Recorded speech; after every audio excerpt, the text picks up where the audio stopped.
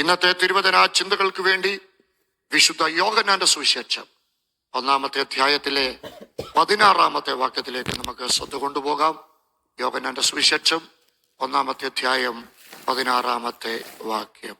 അവിടുത്തെ നിറവിൽ നിന്ന് നമുക്കെല്ലാവർക്കും കൃപമേൽ കൃപ ലഭിച്ചിരിക്കുന്നു. ഇന്നത്തെ സന്ദേശത്തിന് ഒരു തലക്കെട്ട് ഞാൻ കൊടുത്താൽ ഒറ്റ വാക്കിൽ പറയും, കൃപമേൽ കൃപ. അങ്ങനെയാണ് ദൈവമക്കളൊന്ന് ചേർന്ന് പറയാമോ? കൃപമേൽ കൃപ. ബലത്തിന്റെ മേൽ ബലം, ശക്തിയുടെ മേൽ ശക്തി, അഭിഷേകത്തിന്റെ മേൽ അഭിഷേകം, നിയോഗത്തിന്റെ മേൽ നിയോഗം. കഴിഞ്ഞ ദിവസങ്ങൾ, ദീർഘദിവസങ്ങൾ ഉപവസിച്ച ദൈവമക്കളോട് ഈ സമാപന സമയത്ത് എനിക്ക് ഓർപ്പിക്കുവാനുള്ള സന്ദേശം ഇതാണ്, കൃപമേൽ കൃപ. എന്റെ പ്രിയപ്പെട്ടവരെ, ക്രിസ്തുവിനെ പറ്റി യോഹന്നാൻ സ്നാപകൻ പറഞ്ഞ ഏറ്റവും പ്രധാനപ്പെട്ട ചില കാര്യങ്ങളാണ് യോഹന്നാൻ ഇവിടെ സംശീകരിക്കുന്നത്. 1-ാം അധ്യായത്തിന്റെ 15 മുതൽ 18 വരെയുള്ള വാക്യങ്ങളിൽ യോഹന്നാൻ യേശുക്രിസ്തുവിനെ കുറിച്ച് സ്നാപക യോഹന്നാൻ പറഞ്ഞ പ്രധാനപ്പെട്ട ചില കാര്യങ്ങൾ സംശീകരിക്കുമ്പോൾ 15, 16, 17 വാക്യങ്ങളിൽ പറയുകയാണ്. 15-ാം വാക്യം പറയുന്നു, ഹീസ് എറ്റേണൽ. അവൻ ആരാണ്?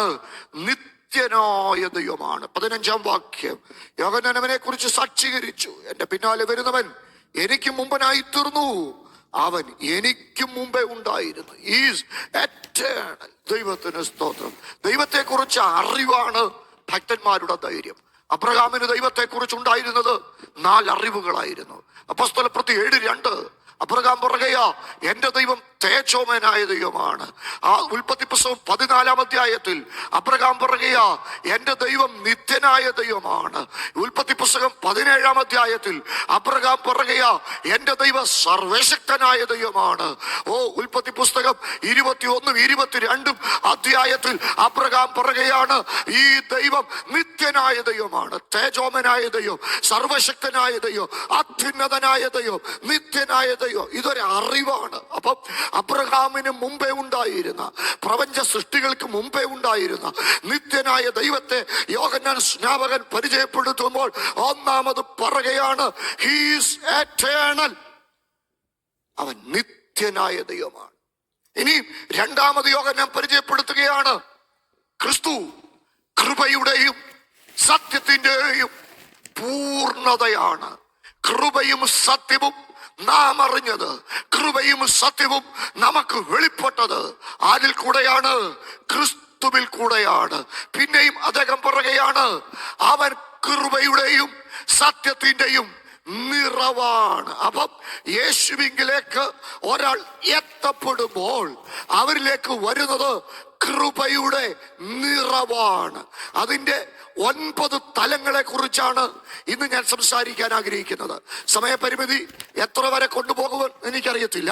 എങ്കിലും കൃപയുടെ 9 തലങ്ങൾ, കൃപമേൽ കൃപ എന്ന വിഷയത്തെ പഠിക്കുമ്പോൾ കൃപയുടെ 9 തലങ്ങളെ നാം ഒന്ന് ചിന്തിക്കുകയാണ്. ദൈവത്തിന് സ്തോത്രം. നമുക്കെല്ലാവർക്കും അറിയാം, എഫെസ്യ ലേഖനം 2-ാം അധ്യായത്തിന്റെ 8-9 വാക്യം പഠിക്കുന്ന ആർക്കും അറിയാം, അർഹതയില്ലാത്ത സ്ഥാനത്ത് ദൈവം നൽകുന്ന അളവില്ലാത്ത ദാനമാണ് ദൈവത്തിന്റെ കൃപ. അത് എല്ലാ മനുഷ്യരുടെ മേലും ദൈവം അയക്കുമ്പോൾ അതിന്റെ തലങ്ങൾ വ്യത്യസ്തമാണ്. 9 തലത്തിൽ അത് വെളിപ്പെട്ടു വരും. ഇത് സഭയുടെ മേൽ ദൈവം പകരുമ്പോൾ കൃപയുടെ നിറവാണ് എന്നും സഭയുടെ മേൽ പകരുവാൻ ദൈവം ആഗ്രഹിക്കുന്നത്. ഈ യോഗത്തിന്റെ സമാപന സമയത്ത് കൃപയുടെ നിറവിലേക്ക് ദൈവം നമ്മെ നയിക്കുമെന്ന് ഉറപ്പുള്ള ദൈവമക്കൾ ചേർന്ന് ഒന്ന് സ്തോത്രം ചെയ്ത് തുടങ്ങിക്കാട്ട്. ഒന്നാമത്തെ തലം, കൃപയുടെ 1-ാമത്തെ തലം, മത്തായി സുവിശേഷം 5-ാമത്തെ അധ്യായത്തിന്റെ 45-ാമത്തെ വചനം. സ്വർഗസ്ഥനായ നിങ്ങളുടെ പിതാവിന് പുത്രന്മാരായി തീരേണ്ടതിന് തന്നെ അവിടുന്ന് ദുഷ്ടന്മാരുടെ മേലും നല്ലവരുടെ മേലും തന്റെ സൂര്യനെ ഉദിപ്പിക്കുകയും നീതിമാന്മാരുടെ മേലും നീതികെട്ടവരുടെ മേലും മഴ പെയ്യ്ക്കുകയും ചെയ്യുന്നുവല്ലോ. അപ്പം കൃപയുടെ 1-ാമത്തെ തലമാണ് ഇവിടെ പറയുന്നത്. ഞാൻ ഒറ്റ വാക്കിൽ അതിന് പേര് പറയുകയാണ്, കോമൺ ഗ്രേസ്. എല്ലാവരുടെ മേലും പകരപ്പെടുന്ന കൃപ എന്ന് പറഞ്ഞ അർത്ഥം എന്താ? എല്ലാ മനുഷ്യരുടെ മേലും പകരപ്പെടുന്ന കൃപ. മഞ്ഞും മഴയും എല്ലാവർക്കും ഉള്ളതാ. ചൂടും തണുപ്പും എല്ലാവർക്കും ഉള്ളതാ, ഇല്ലേ? സ്തോത്രം. അത് ദുഷ്ടനെന്നും നീതിമാനെന്നും നോക്കാതെ, ജാതി മത വ്യത്യാസം നോക്കാതെ എല്ലാവർക്കും ദൈവം പകരുന്നതാ. സ്തോത്രം. അപ്പം അനുഗ്രഹം, സമ്പത്ത് 21 ഇരുന്നത് കൊണ്ട് മാത്രമല്ല അത് തരുന്നത്. 21 ഇരിക്കാതെ അത് അംബാനിക്ക് ദൈവം കൊടുത്തിട്ടുണ്ട്. എന്റെ പൊന്നു പ്രിയപ്പെട്ടവരെ, എല്ലാവരോടും ദൈവം കാട്ടുന്ന കൃപയാണ് കോമൺ ഗ്രേസ്. അത് എല്ലാവരുടെ മേലും പകരുന്നതാണ്. അത് ലോക മനുഷ്യന്റെ മേൽ പകരപ്പെടുന്നതിനേക്കാൾ എത്രയധികം ഒരു ദൈവം ഇതിന്റെ മേൽ പകരപ്പെടുമെന്ന് നാം വിശ്വസിക്കണം. കോമൺ ഗ്രേസ്, സാർവദേശീയമായ കൃപ. ഇനിയും രണ്ടാമത്തെ ഒരു കൃപയുണ്ട്. എന്താ അത്? എഫെസ്യ ലേഖനം 2-ാം അധ്യായത്തിന്റെ 8-ാം വാക്യം. കൃപയാലല്ലോ നിങ്ങൾ വിശ്വാസം മൂലം രക്ഷിക്കപ്പെട്ടിരിക്കുന്നത്, അതിന് നിങ്ങൾ കാരണം അല്ല. രണ്ടാമത്തെ കൃപയാണ് സേവിംഗ് ഗ്രേസ്, രക്ഷിക്കുന്ന കൃപ. ഒന്നാമത്തേത് എല്ലാ മനുഷ്യർക്കും ദാനങ്ങളെ നൽകുന്ന ദൈവത്തിന്റെ കൃപയാണെങ്കിൽ, രണ്ടാമത്തേത് കൃപയാൽ രക്ഷയിലേക്ക് നാം നയിക്കപ്പെടുകയാണ്. എല്ലാ മനുഷ്യർക്കും അത് ലഭിക്കുന്നില്ല. ദൈവം നിയോഗിച്ചവർക്ക്, നിയമിച്ചവർക്കാണ് അത് ലഭിക്കപ്പെടുന്നത്. ഉൽപ്പത്തി പുസ്തകം 6-ാം അധ്യായത്തിന്റെ 8-ാമത്തെ വാക്യം എന്താ എഴുതിയിരിക്കുന്നത്? നോഹയ്ക്ക് യഹോവയുടെ കൃപ ലഭിച്ചു. സ്തോത്രം. ആ തലമുറയിൽ ദൈവത്തിന്റെ വാക്കിനെ ഒരുത്തൻ അനുസരിച്ചപ്പോൾ അവന് കിട്ടിയതാണ് രക്ഷയ്ക്കുതകുന്ന കൃപ. അപ്പം ഈ തലമുറയിൽ ദൈവ ശബ്ദത്തോട് ഒരാൾ പ്രതികരിക്കുമ്പോൾ അവർക്ക് കിട്ടുന്നതാണ് രക്ഷയ്ക്കുതകുന്ന കൃപ. ലൂക്കോസിന്റെ സുവിശേഷം 23-ാം അധ്യായത്തിന്റെ 43-ാം വാക്യം കൂടെ പഠിക്കണം. അവിടെ ഒരു മനുഷ്യൻ ചോദിക്കുക, ഞാൻ താമസിച്ചോ? എന്താ ചോദിക്കാൻ കാരണം? ക്രൂശിലെ മൊഴികൾ സുവിശേഷമാണെന്ന് അവന് മനസ്സിലായി. 7 ഞാൻ പറയുന്നില്ല. 5-ാമത്തെ മൊഴി എന്താ? 5-ാമത്തെ മൊഴി, എനിക്ക് ദാഹിക്കുന്നു. ജീവിതത്തിന്റെ പരിവരുത്ത യാഥാർത്ഥ്യങ്ങളുടെ മുമ്പിൽ, ജീവിതത്തിന്റെ നൊമ്പരങ്ങളുടെ മുമ്പിൽ, ജീവിതത്തിന്റെ വേദനകളുടെ മുമ്പിൽ ദാഹിക്കാത്ത മനുഷ്യനാരാ ഉള്ളത്? എല്ലാ മനുഷ്യരും ദാഹിക്കും. ദാഹിക്കുന്ന മനുഷ്യൻ ആരെങ്കിലും ഒരു സഹായത്തിന് വരുമെന്ന് വിചാരിക്കുക. കൈയും കാലും ആണിയെ കിടക്കുന്ന മനുഷ്യൻ സഹായത്തിന് ചുറ്റുവട്ടം നോക്കുമ്പോ ആരും വരുന്നില്ല, ആരും കൊടുക്കുന്നില്ല. ദൈവമെങ്കിലും സഹായിക്കുമെന്നുള്ള ചിന്തയിൽ അവിടുന്ന് 4-ാമത്തെ മൊഴി ഉറക്കെ ചോദിക്കുക, എന്റെ ദൈവമേ, എന്റെ ദൈവമേ, അങ്ങനെ കൈവിട്ടതെന്ത്? അങ്ങേല് സഹായിക്കുമെന്ന് ഞാൻ വിചാരിച്ചു, അങ്ങ് പോലും വരുന്നില്ലല്ലോ. പരിവരുത്ത നൊമ്പരങ്ങൾ, ജീവിത നൈരാശ്യങ്ങൾ, സഹായമാകുന്ന ദൈവം പോലും വരുന്നില്ലെന്നുള്ള തോന്നൽ. ഈ സമയത്ത് കണ്ണു തുറന്ന് നോക്കുമ്പോൾ താഴെ കണ്ടു ഏറ്റവും കൈവിടപ്പെട്ട ഒരാൾ അവിടെ നിൽക്കുന്നു, ക്രൂശിന്റെ ചുവട്ടിൽ. അതാ പ്രത്യേകത. ക്രൂശിന്റെ ചുവട്ടിൽ ഏത് കൈവിടപ്പെട്ടവനും വന്ന് നിൽക്കാൻ. കേട്ടോ, ഇവിടെ നിൽക്കാൻ ഒരു യോഗ്യതയും വേണ്ട. മതം, ജാതി, ഭാഷ, വർഗം, വർണ്ണം, ഏത് യോഗ്യതയും നോക്കാതെ ആർക്കും കയറി വരാൻ പറ്റുന്ന ഒരു സ്ഥലമാണ് കാൽവറി. ആരാ ഇവിടെ നിൽക്കുന്ന കൈവിടപ്പെട്ടവൾ? സ്വന്തം അമ്മ. മകൻ ക്രൂശെ കിടന്ന് തൂങ്ങിയാടുമ്പോ നെഞ്ചിനകത്ത് വാള് വഹിക്കുന്ന ഒരമ്മ, എല്ലാ കൂട്ടും നഷ്ടപ്പെട്ടവരമ്മ. ആ അമ്മയെ നോക്കിക്കൊണ്ട് പറയുകയാ, ഇല്ല, നിങ്ങൾ കൈവിടപ്പെട്ടവളല്ല, നിനക്കൊരു കൂട്ടുണ്ട്. തൊട്ടപ്പുറത്തൊരു കൂടപ്പുറപ്പ് നിൽക്കുക. സ്വന്തം സഹോദരൻ കിടന്ന് പെടയുന്നത് കണ്ടുകൊണ്ട് അവനെ നോക്കിക്കൊണ്ട് പറയുകയാ, നിനക്കൊരു കൂട്ടുണ്ട്. ഇന്ന് പകൽ ഞാൻ ഒരു ദൂത് പറയുകയാ, ഏത് കൈവിടപ്പെട്ടവനും കൂട്ടൊരുക്കുന്ന സ്ഥലമാ കാൽവറി. ശബാരാധാര. വിശ്വസിച്ചാൽ മാത്രം മതി. എല്ലാ കൈവിടപ്പെട്ടവർക്കും കൂട്ടുകിട്ടുന്നത് കണ്ടപ്പോ തിരസ്കരണത്തിന്റെ, കൈവിടലിന്റെ ഏറ്റവും അൾട്ടിമേറ്റ് ഫോമിലായിരിക്കുന്ന ഒരു മനുഷ്യൻ ചോദിക്കുക, ഞാൻ താമസിച്ചോ? താഴെ നിൽക്കുന്നവർക്ക് മാത്രമേ കൂട്ട് കിട്ടത്തുള്ളൂ. മോളിൽ കിടക്കുന്ന എനിക്ക് കിട്ടുമോ കൂട്ട്? ഇപ്പം നീ എന്റെ കൂടുണ്ട്, ഇച്ചിരി കഴിയുമ്പോ നീയും പോവെന്ന് എനിക്കറിയാം. എനിക്ക് കൂട്ട് കിട്ടുമോ? ഞാൻ താമസിച്ചോ? You are not late, you are not late. നീ താമസ വിശ്വസിച്ചിട്ടില്ല, അവനെ കൈക്കൊണ്ട് അവന്റെ നാമത്തിൽ വിശ്വസിക്കുന്ന ഏവർക്കും ദൈവമക്കളാകുവാൻ. ഹല്ലേലൂയ. സേവിംഗ് ഗ്രേസ്, രക്ഷിക്കുന്ന കൃപ. ജാതിയില്ല, മതമില്ല, കടം, ഭാരം. യേശു വിളിക്കുന്നു, കടന്നുവാ, കടന്നുവാ. യേശു വിളിക്കുന്നു. അധ്വാനിക്കുന്നവരെ, ഭാരം ചുമക്കുന്നവരെ, പ്രളയം നശിപ്പിക്കുന്ന ഭൂമിയിൽ ദൈവത്തിന്റെ വാക്ക് കേട്ട ഒരുവന് കൃപ ലഭിച്ചെങ്കിൽ തകർച്ച അനുഭവിക്കുന്ന നിന്റെ വീടിന് ഇന്ന് രക്ഷയുടെ വാതില് ദൈവം തുറക്കുക. ആര് പ്രതികരിക്കാൻ തയ്യാറോ? ജീസസ്. ഇനി മൂന്നാമത്തെ ഒരു കൃപയുണ്ട്. റോമാലേഖനം 3:24. അവന്റെ കൃപയാൽ ക്രിസ്തുവേശുവിന്റെ വീണ്ടെടുപ്പ് മൂലം സൗജന്യമായിട്ട് അത്രയെ നീതീകരിക്കപ്പെടുന്നത്. അങ്ങനെയാണെങ്കിൽ ഈ കൃപയുടെ പേര് ഞാൻ പറയാം, ജസ്റ്റിഫയിങ് ഗ്രേസ്. നീതീകരിക്കുന്ന കൃപ. നീ മെഴുകുതിരി കത്തിക്കണ്ട, നീ പടക്കം പൊട്ടിക്കണ്ട, നീ പുണ്യസ്ഥലത്ത് പോകണ്ട, നീ ഒരിടത്ത് ഉരുളണ്ട.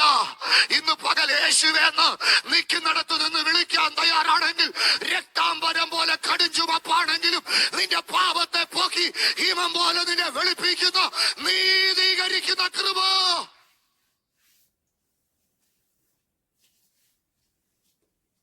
എല്ലാവർക്കും കിട്ടുന്ന കൃപ. അവിടെ നിന്ന് രക്ഷിക്കുന്ന കൃപയിലേക്ക് വരികയാ. അവിടെ നിന്ന് ഒരു ദൈവപൈതൽ നീതീകരിക്കപ്പെടുകയാ. ഒറ്റ കാരണം കൊണ്ടാണ് നീതീകരിക്കപ്പെടുന്നത്.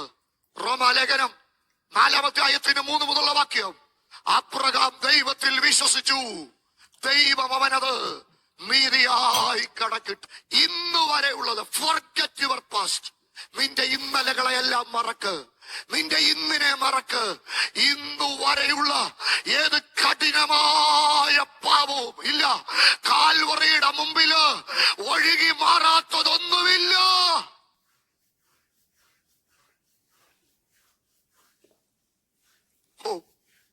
ഒരു ക്രൂശ് ഉയർന്നു നിൽക്കുക. ഒന്നാമത്തെ മനുഷ്യൻ ഒരു മരത്തെ തട്ടിയാ വീണത്. കാണാൻ ഭംഗിയുള്ള ഫലം കായ്ക്കുന്ന ഒരു മരം.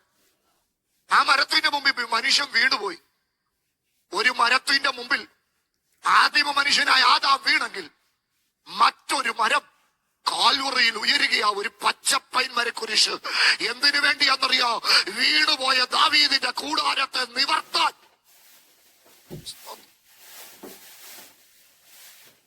ഒരു കൂട്ടത്തിന്റെ കൈ ആപ്പിള് കഷ്ണം പറിച്ചെടുത്ത് പാപം കൊണ്ട് ബന്ധിക്കപ്പെട്ടെങ്കിൽ, ഇന്ന് പകൽ മറ്റൊരു കരത്തിൽ ആണിയടിക്കപ്പെടുക. പാപത്താൽ ബന്ധിക്കപ്പെട്ട മനുഷ്യ, നിന്റെ സ്വാതന്ത്ര്യത്തിന് വേണ്ടി ഒരു മനുഷ്യന്റെ ഗാഢനിദ്രയുടെ നടുവിൽ ദൈവം ഓപ്പറേഷൻ ചെയ്തെടുത്ത ആ എല്ലിൽ നിന്ന് രൂപപ്പെട്ട സ്ത്രീ, ആ വലത്തുഭാഗത്തെ സ്ത്രീ, അവളാണോ പരാജയത്തിന് കാരണമായി മാറിയതെങ്കിൽ, രണ്ടിനെ കാൽവറിയിൽ ഒരു വിലാപ്പുറം തുളയ്ക്കപ്പെടുകയോ പരാജയത്തിന് കാരണമായി മാറിയ മാനവകുലത്തിന്റെ ചരിത്രത്തെ മാറ്റാൻ. ശാപപൂർണമായിരിക്കുന്ന ഭൂമിയും അതിൽ പേറി നിൽക്കുന്ന ശാപവും. എന്താ ശാപം? സ്ത്രീയുടെ സന്തതി സർപ്പത്തിന്റെ തല തറക്കും, സർപ്പം അവന്റെ കുതികാല് കടിക്കും. ഇന്ന് പകൽ കാൽവറി ക്രൂശിൽ ഒരുവന്റെ പാദത്തിൽ ആണികേറി. എന്തിനാന്നറിയാവോ? സ്ത്രീയുടെ സന്തതിയുടെ മുമ്പിൽ നിന്ന് ശാപത്തിന്റെ ചരിത്രത്തെ മാറ്റാൻ. ശപിക്കപ്പെട്ട ഭൂമി പറകയാ, മുള്ളും പറക്കാരെയും വിളയും. ഓ, ആ ഭൂമിയിലെ മുള്ളു പറിച്ചെടുത്ത് കിരീടമാക്കിക്കൊണ്ട് ചമ്മട്ടി കൊണ്ട് അടിച്ചുറപ്പിച്ച് കാൽവറി ക്രൂശിലേക്ക് കയറി ചെല്ലുമ്പോ ഒരു കാര്യം ഓർത്തോട്, ആ ക്രൂശിൽ നിന്ന് പാഞ്ഞൊഴുകുന്ന രക്തം ഇന്ന് പകൽ നിന്റെ ശാപത്തിന്റെ ചരിത്രത്തെ മാറ്റി നിന്നെ നീതീകരിക്കുന്നതാണെന്ന് ഉറപ്പുള്ള ദൈവമക്കൾ ആ ജസ്റ്റിഫയിങ് ഗ്രേസിൽ ഒന്ന് ആശ്രയിച്ചേ. ശാപാരാധാരാധ നീതീകരിക്കുന്ന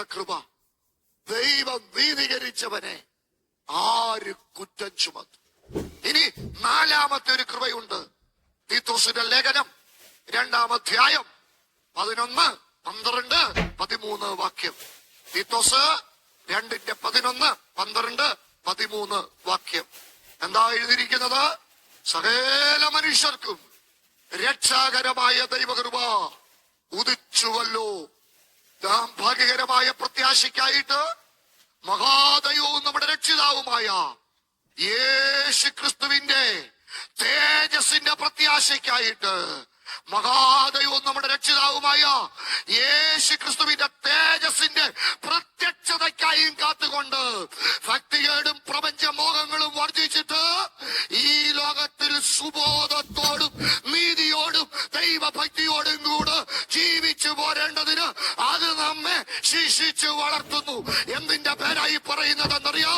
ഇവിടെ പറയുന്ന ഒരു കൃപയുണ്ട്. ഓ, സാന്റിഫയിങ് ഗ്രേസ്, വിശുദ്ധീകരിക്കുന്ന കൃപ. അവന്റെ പ്രത്യക്ഷത വരെ, ടു ഗ്രോ ഇൻ ഹോളിനെസ്, വിശുദ്ധിയിൽ വളരാൻ എന്നെയും നിങ്ങളെയും പ്രാപ്തമാക്കുന്ന ഒരു കൃപ. പൗലോസ് റോമാലേഖനം 6:14 പറയുക, വിശുദ്ധിയിൽ വളരുക. എങ്ങനെയാ അത് സാധിക്കുന്നത്? ഒരുവൻ ദൈവകൃപയിൽ ആശ്രയിക്കുമ്പോൾ. എന്റെ പ്രിയപ്പെട്ടവരെ, നിങ്ങളിൽ ഒരു 90% പേരുടെ മുമ്പിൽ ലോകത്തിലെ ഏറ്റവും വിലയുള്ള മദ്യക്കുപ്പി പൊട്ടിച്ചു വെച്ചാൽ നിങ്ങൾക്കതൊന്നും തോന്നത്തില്ല. നിങ്ങളിൽ ഒരു 95% പേരുടെ മുമ്പിലും ഏറ്റവും വിലയുള്ള സിഗരറ്റിന്റെ പാക്കറ്റ് കെട്ടിലടക്കിന് കൊണ്ടിട്ടാൽ നിങ്ങൾക്ക് അതിനകത്ത് ഒരാഗ്രഹം തോന്നുവോ? പറ. ഇല്ല. കാരണം എന്താ? നമ്മുടെ ലെവല് മാറി.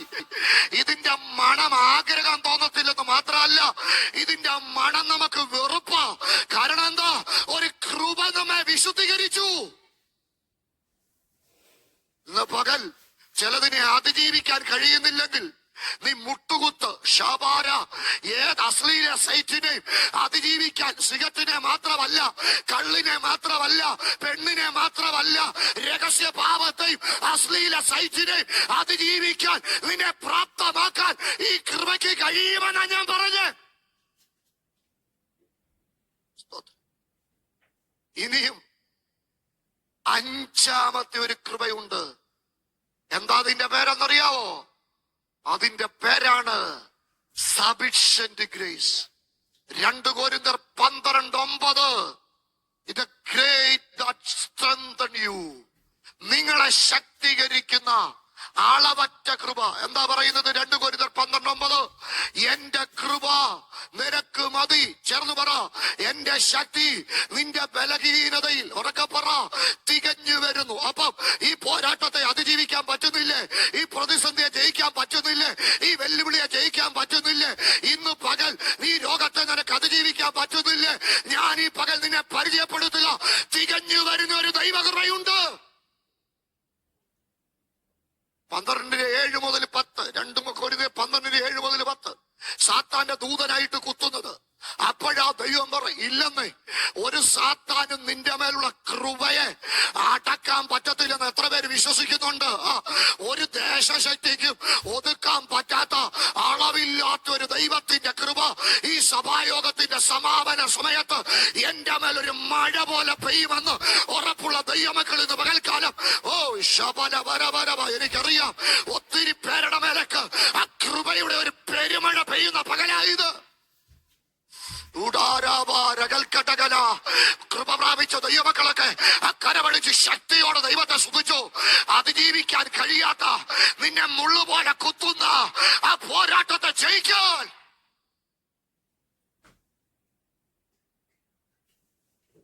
ജീസസ്. ഇനി 6-ാമത്തെ ഒരു കൃപയുണ്ട്. 2 കൊരിന്ത്യർ 9:8. എന്താ കൃപയുടെ പ്രത്യേകത എന്നറിയാവോ? abundant grace, overflowing grace. ഈ കൃപ നിന്നെ ശക്തീകരിക്കുന്നത് മാത്രമല്ല, ഇത് നിന്നിൽ ഓവർഫ്ലോ ചെയ്യും. ഇന്ന് പകൽ കൃപയുടെ ഒരു നിറവ് എന്റെ മേൽ ഒഴുകുമെന്ന് വിശ്വസിക്കുന്ന എത്ര ദൈവമക്കൾ വെറുതെ ഒരു യോഗം അവസാനിപ്പിക്കത്തില്ല. കഴിഞ്ഞ കഴിഞ്ഞ 7 ദിവസം ഉപവസിച്ച ദൈവമക്കളോട് ഞാൻ ആത്മാവി പറയുകയാ, ഇന്ന് പകൽ കൃപയുടെ ഒരു നിറവ്.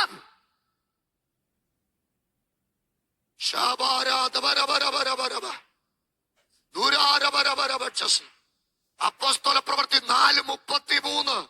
ആദിമ സഭ അവരുടെ ശുശ്രൂഷകളിൽ അനുഭവിച്ച ഒരളവില്ലാത്ത കൃപയുണ്ട് കേട്ടോ. ആ കൃപയുടെ ഒരു ഒഴുക്ക് ഈ പകൽ ദൈവം തന്റെ ജനത്തിന്റെ മേൽ പകരാനായിട്ട് പോകുന്നത് വിശ്വസിക്കുന്ന എത്ര ദൈവമക്കൾ ഇതിനകത്ത് നിൽപ്പുണ്ട്. അപ്പോസ്തല പ്രവൃത്തി 4:33. കൃപയുടെ ഒരു ഒഴുക്ക് ഈ പകൽ തന്റെ ജനത്തിന്റെ മേൽ ദൈവം പകരാൻ പോവുക. അപ്പോസ്തലന്മാർ മഹാശക്തിയോട്. അപ്പൊ ഇന്ന് പകൽ ഒരു വലിയ ഗ്രേറ്റ് പവർ, ഒരത്യന്ത ശക്തി നിന്റെ മേൽ പകരുന്നത് വിശ്വസിക്കുന്ന ദൈവമക്കൾ ചിലതിനെ അതിജീവിക്കാൻ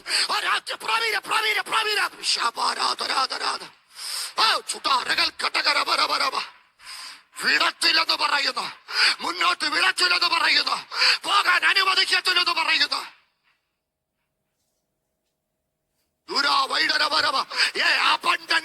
അളവില്ലാത്ത ശക്തി പ്രാപിക്കുന്ന ദൈവമക്കൾ 2 കരവും തലയ്ക്ക് മേളിൽ ഉയർത്തി ആ കര തട്ടി ദൈവത്തെ ഒന്ന് സ്തുതിച്ച് ഇന്ന് പകൽ അളവില്ലോ അവൻ അളവ് കൂടാതല്ലോ.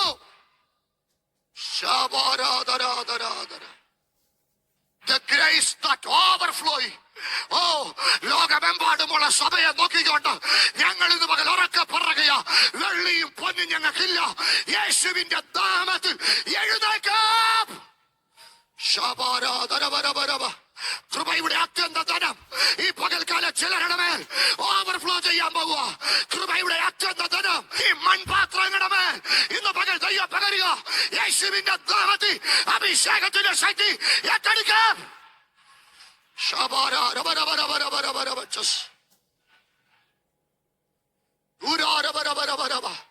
ആവിചാര കെട്ടുകൾ, മന്ത്രവാദ ശക്തികൾ, ദുർമന്ത്രവാദ പോരുകൾ, മന്ത്രവാദ ലീഗലുകൾ യേശുവിന്റെ നാമത്തിൽ കരിഞ്ഞു പോകുന്നവൻ അത്ഭുതം.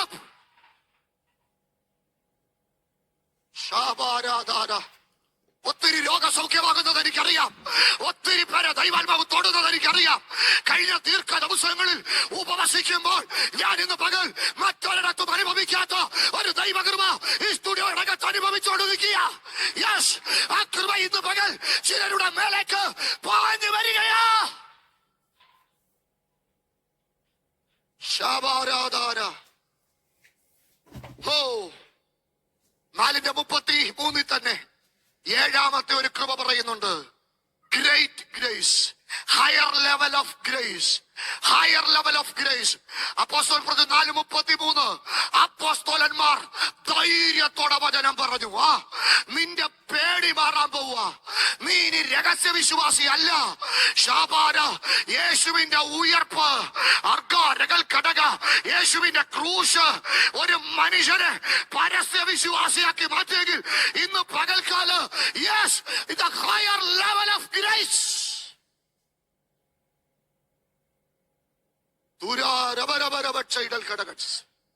ഇനിയും കൃപയുടെ 8ാമത്തെ തലമുണ്ട്.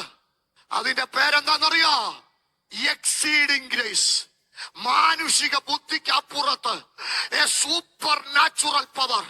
ശബന രഗൽ കടകച്ചി മാനുഷിക ബുദ്ധിക്ക് അപ്പുറത്ത് 2 കൊരിന്ത്യർ ലേഖനം 9-ാം അധ്യായത്തിന്റെ 14-ാമത്തെ വാക്യത്തിൽ അപ്പോസ്തലൻ ഓർപ്പിക്കുക. 2 കൊരിന്ത്യർ 9:14 നിങ്ങൾക്ക് ലഭിച്ച അതിമഹത്തായ ദൈവകൃപ നിമിത്തം. അപ്പൊ കൊരിന്ത്യ സഭയുടെ മേൽ ദൈവം പകർന്ന ഒരു ഗ്രേസ് ഉണ്ട്, എ സൂപ്പർ നാച്ചുറൽ ഗ്രേസ്. ഇന്ന് പകൽ ലോകമെമ്പാടും ഇരുന്ന് എന്നെ കേട്ടുകൊണ്ടിരിക്കുന്ന ദൈവസഭകളെ നോക്കിക്കൊണ്ട് ഞാൻ ആത്മാവി പറയുകയോ, ഒരു തലമുറ വരികയോ, സൂപ്പർ നാച്ചുറൽ. ഇത് സൂപ്പർ സോണിക്കുകളുടെ കാലമല്ലേ? ഇത് സൂപ്പർ സോണിക് ജെറ്റുകളുടെ കാലമല്ലേ? അങ്ങനാണെങ്കിൽ ഇതുവരെ വ്യാപരിക്കാത്ത ഒരാത്മമണ്ഡലം ഈ ദിവസങ്ങളിൽ ദൈവം തുറക്കുന്നതിന് ഏറ്റെടുക്കുന്ന ദൈവമക്കൾ ശക്തിയോട് ദൈവത്തെ സ്തുതിച്ചോ. പരിശുദ്ധാത്മാവ് ഒത്തിരി പേരെ തൊടുന്നുണ്ട്. ശാപാര ഓ, ചില ചെറുപ്പക്കാരെ നോക്കി ഞാനിന്ന് പകൽ ആത്മാവി പ്രവചിക്കുക. എന്റെ ഈ സൈഡിൽ നിൽക്കുന്ന കുഞ്ഞുങ്ങളെ നോക്കി ഞാൻ ആത്മാവി പ്രവചിക്കുക. നിന്റെ മുമ്പില് വഴിയടച്ച, നിന്റെ യാത്രയെ കെട്ടിവെച്ച, നിന്റെ ഭാവിക്ക് അതിരിട്ട, നിന്റെ ശിശുദ്ധയ്ക്ക് അതിരിട്ട അതിന് ഇന്ന് പകൽ സ്വീകരിച്ചാട്ടം.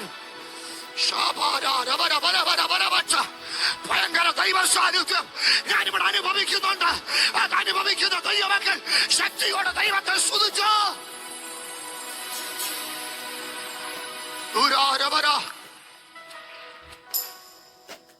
ജീസമോനെ, ദൈവാത്മാവ് ശക്തമായി പറയുന്നു, കോട്ടയവും തിരുവല്ലയും കൊണ്ട് അവസാനിക്കാനല്ല ദൈവം വിളിച്ചിരിക്കുന്നത്. ഞാൻ നിങ്ങളെ എല്ലാം നോക്കി ആത്മാവി പറയുക, ചില ബാരിയറുകൾ മാറാൻ പോവുക. പൗലോസിന്റെ മേൽ ഒരു ദൈവശക്തി വ്യാപരിച്ചപ്പോ അസാധാരണമായ ഒരു വാതിൽ തുറന്നതുപോലെ ഇന്ന് പകൽ അത് സ്വീകരിക്കുന്ന ദൈവമക്കൾ ശക്തിയോടെ ദൈവത്തെ സ്തുതിച്ചോ.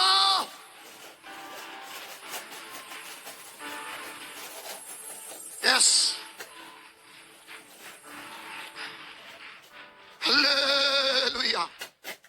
അടുത്ത ഒരു ഗ്രേസ് ഉണ്ട് കേട്ടോ. അത് പറഞ്ഞില്ലെങ്കിൽ ഈ പ്രസംഗം പൂർണ്ണമാകത്തില്ല. 1 പത്രോസ് 1:13 ഒന്ന് വായിച്ചോ. എല്ലാരും പുസ്തകം തുറന്നേ. 1 പത്രോസ് 1:13.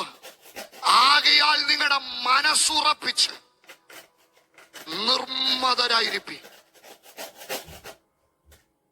നിർമ്മതരായി യേശു ക്രിസ്തുവിന്റെ പ്രത്യക്ഷതയെങ്കിൽ നിങ്ങൾക്ക് വരുവാനുള്ള കൃപയിൽ പൂർണ്ണ പ്രത്യാശ വെച്ചുകൊള്ളുവിൻ. എല്ലാ ദൈവമക്കളും ഉറക്കെ പറ, വരുവാനുള്ള കൃപ. യേശു ക്രിസ്തുവിന്റെ പ്രത്യക്ഷത. കൃപ ഭൂമി കൊണ്ട് അവസാനിക്കുന്നതല്ല. ഇതുവരെ ലോകത്തിൽ വ്യാപരിച്ചതിനേക്കാൾ ഏറ്റവും മഹത്വകരമായ തലത്തിൽ കൃപ വരാൻ പോകുന്നതേ ഉള്ളൂ. എപ്പോഴാ?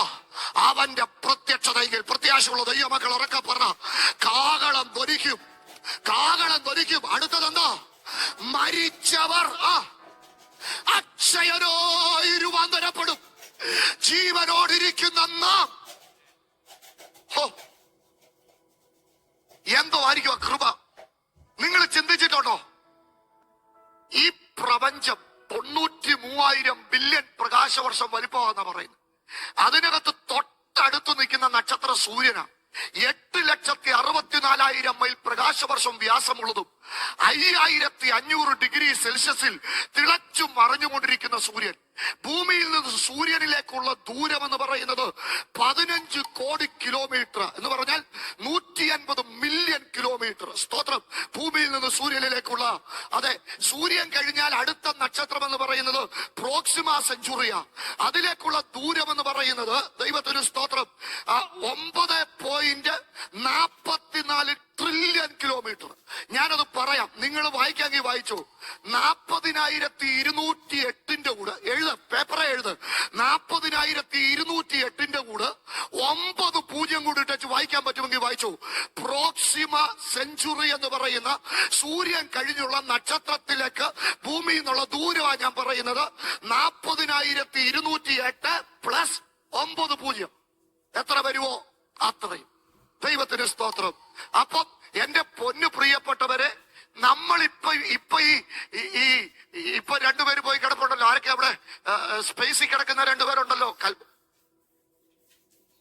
ഒന്ന് സുനിത വില്യംസും മറ്റൊരാള് പോട്ടെ. അവര് ഇവിടുന്ന് പോയേക്കുക കുറെ നാളായിട്ട്. ഞാൻ ഓർത്ത അങ്ങ് ഭയങ്കര ദൂരത്തിലാന്ന്. ഇല്ല, ഈ സൂര്യന് ഭൂമിയിൽ നിന്ന് സ്പേസിലോട്ടുള്ള ആകപ്പാടെ ദൂരം എന്ന് പറയുന്നത് 185 മുതൽ 643 വരെ കിലോമീറ്ററേ ഉള്ളൂ. ഭൂമിയിൽ നിന്ന് ആകപ്പാടെ സ്പേസിലോട്ടുള്ള ദൂരം 185 മുതൽ 643 കിലോമീറ്ററേ ഉള്ളൂ. ഇപ്പം പോകുന്ന ഈ സ്പേസ് ഷട്ടിലില്ലേ, അതിന്റെ നോർമൽ സ്പീഡ് 5000 കിലോമീറ്റർ. അത് മുതൽ 17,000 കിലോമീറ്റർ വരെയാണ് അത് പോകുന്നത്.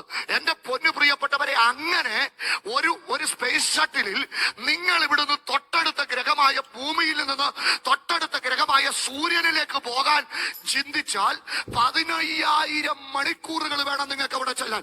എന്ന് പറഞ്ഞാൽ 625 ദിവസം വേണം നിങ്ങൾക്ക് സൂര്യനിൽ നിന്ന് ഇപ്പം കണ്ടുപിടിക്കപ്പെട്ടിരിക്കുന്ന ഏറ്റവും ആധുനികമാകുന്ന സ്പേസ് ഷട്ടിലിൽ സൂര്യനിൽ ചെല്ലാൻ. അങ്ങനാണെങ്കിൽ നിങ്ങളൊന്ന് ചിന്തിച്ചു നോക്കിക്കേ, സൂര്യഗോളത്തിനപ്പുറത്ത്, വാനഗോളത്തിനപ്പുറത്ത്, ആകാശഗോളത്തിനപ്പുറത്ത്, നക്ഷത്രഗോളത്തിനപ്പുറത്ത് കാഹളം ധ്വനിക്കുന്ന ആ അന്നേരത്തെ നിമിഷത്തിൽ ഒരു ദൈവവേദനെ കൊണ്ട് പർദീസയിലിരുത്തുന്ന ആ കൃപ എത്ര വലുതാ! സന്തോഷമുള്ള ദൈവമക്കൾ ഇന്ന് മകൻ ഉറക്കെ പറ, കൃപമേ കൃപ. എനിക്കിവിടെ നിന്ന് നൃത്തം ചെയ്യാൻ തോന്നുക, അത്രയ്ക്ക് ദൈവ സാന്നിധ്യം എനിക്കിവിടെ അനുഭവിക്കാൻ പറ്റുന്നുണ്ട്. We are waiting for the trumpet sound. നാം ആ കാഹളത്തിന്റെ സ്വരത്തിന് വേണ്ടി കാത്തിരിക്കുക. അതങ്ങോട്ട് മുഴങ്ങുമ്പോഴത്തേന് എന്ന സ്പീഡിലായിരിക്കും നീ അങ്ങോട്ട് പറക്കാൻ പോകുന്നത്. അങ്ങനെ അളവ് വെക്കാതെ, പരിധി വെക്കാതെ എനിക്ക് കൃപയുടെ അത്യന്ത ധനം അനുഭവിക്കണമെന്ന് ആഗ്രഹമുള്ള ദൈവമക്കൾ ഇരിപ്പിടങ്ങളിൽ നിന്ന് എഴുന്നേറ്റ് നിന്ന് ചാടി എഴുന്നേക്ക്. എന്ന് പറഞ്ഞ് എഴുന്നേക്കാതെ ചാടി എഴുന്നേറ്റ് നിന്ന് പ്രത്യാശയുടെ ഗാനം പാടി ദൈവത്തെ സ്തുതിക്ക. യെസ്,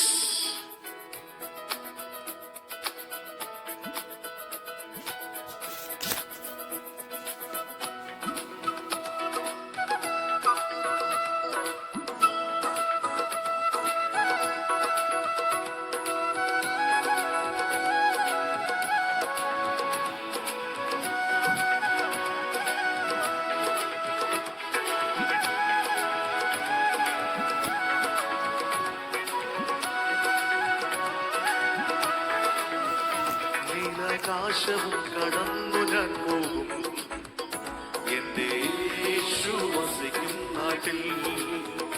നീലാകാശവും കടന്നു ഞാൻ പോകും, എന്റെ യേശു വസിക്കും നാട്ടിൽ. ചേർന്നിടും ഞാൻ ശുദ്ധരോത്ത്, ചേർന്നിടും ഞാൻ ശുദ്ധരോത്ത്. പാടിയിടും രക്ഷയിൻ ഗാനം, പാടിയിടും രക്ഷയിൻ ഗാനം. നീലാകാശവും കടന്നു ഞാൻ പോകും, എന്റെ യേശു വസിക്കും നാട്ടിൽ. നീലാകാശവും കടന്നു ഞാൻ പോകും, എന്റെ യേശു വസിക്കും നാട്ടിൽ. എന്നെ സ്നേഹിച്ചു ജീവൻ തന്നവൻ നാഥൻ, മേഘത്തിൽ എന്നെ ചേർപ്പാൻ വീണ്ടും വന്നിടും. എന്നെ സ്നേഹിച്ചു നാഥൻ, എന്നെ സ്നേഹിച്ചു ജീവൻ തന്നവൻ നാഥൻ, മേഘത്തിൽ എന്നെ ചേർപ്പാൻ വീണ്ടും വന്നിടും. എന്നെ സ്നേഹിച്ചു നാഥൻ.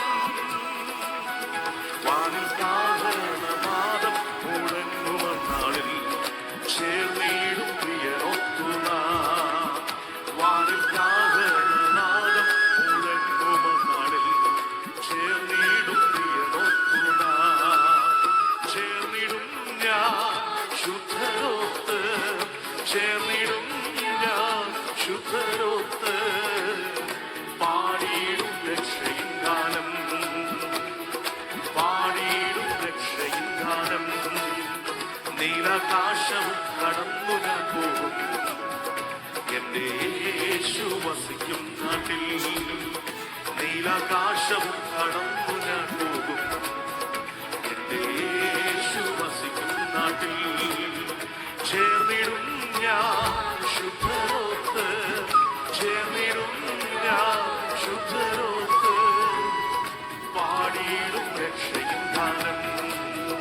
നീലാകാശവും കടന്നു ഞാൻ പോകും, എന്റെ യേശു വസിക്കും നാട്ടിൽ. നീലാകാശവും കടന്നു ഞാൻ പോകും, എന്റെ യേശു വസിക്കും നാട്ടിൽ.